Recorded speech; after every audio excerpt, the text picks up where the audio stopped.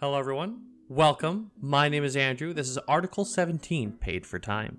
If you want to skip ahead straight to the reading, go ahead and click on the timestamp in the description. Below, you can find a link to the UPS Teamster contract, or if you have not already, you can also download the UPS Teamsters app on Android or the Apple Store. This app includes the contract with a handy search function that allows you to find articles and sections immediately important to your situation.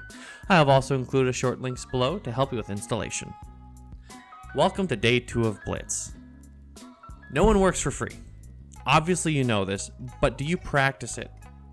You know, as a driver, do you show up to work 20 minutes early, grab your dyad, look at the computer at your day, check for your next day air, chat with a supervisor about the day before, and another driver about how they dealt with their day, and then head to your car to check your air and shift your workload, only to check the clock that it is 3 minutes before your scheduled start?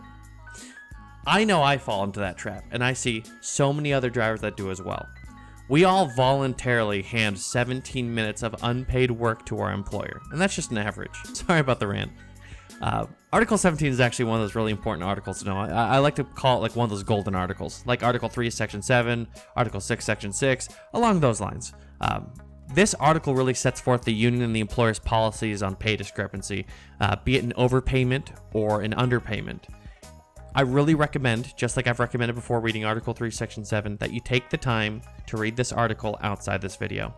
You know, there's a lot to cover on it. That's why we're just going to go into the reading instead of me explaining it to you.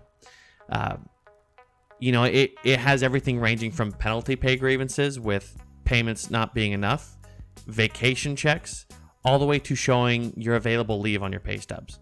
So it's a big one. It's short, but it's a big one. I hope everyone is enjoying their Tuesday morning. Let us continue with Day 2 of Blitz, and come back tomorrow for Day 3. Let us begin with the reading. Article 17, Paid for Time.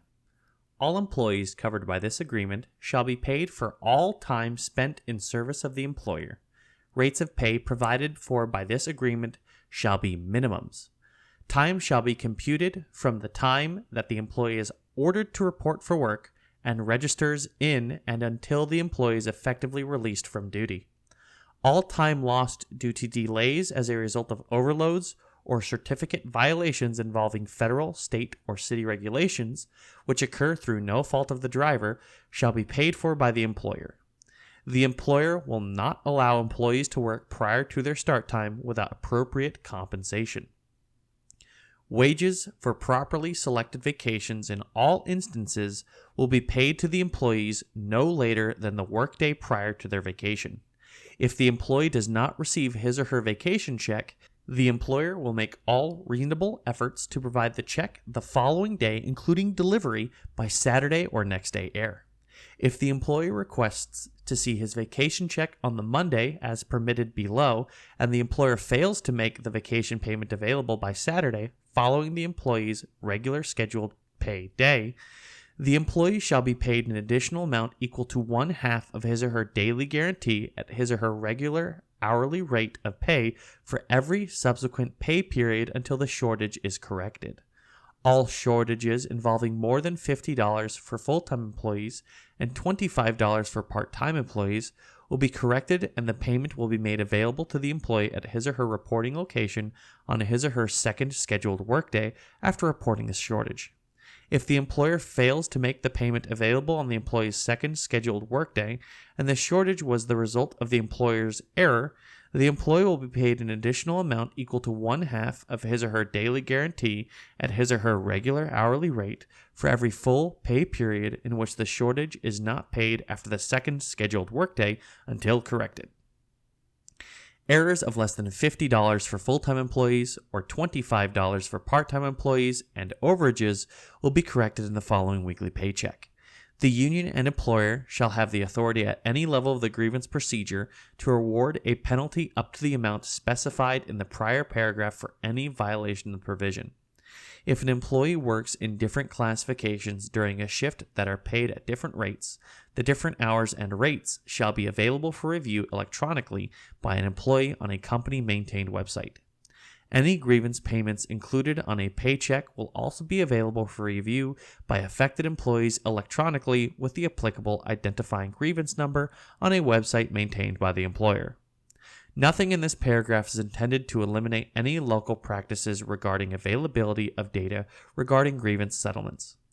Any grievance settlement not paid within 10 working days of the settlement shall entitle the grievant to a penalty payment as outlined above. The 10 working day period shall begin to run when the Labor Department representative agrees to the settlement, or is notified by the union or management team of the settlement. The employer shall pay a maximum of 1 penalty payment for a multi-grievant grievance, which shall be subject to the additional penalties set forth above for untimely payment until corrected.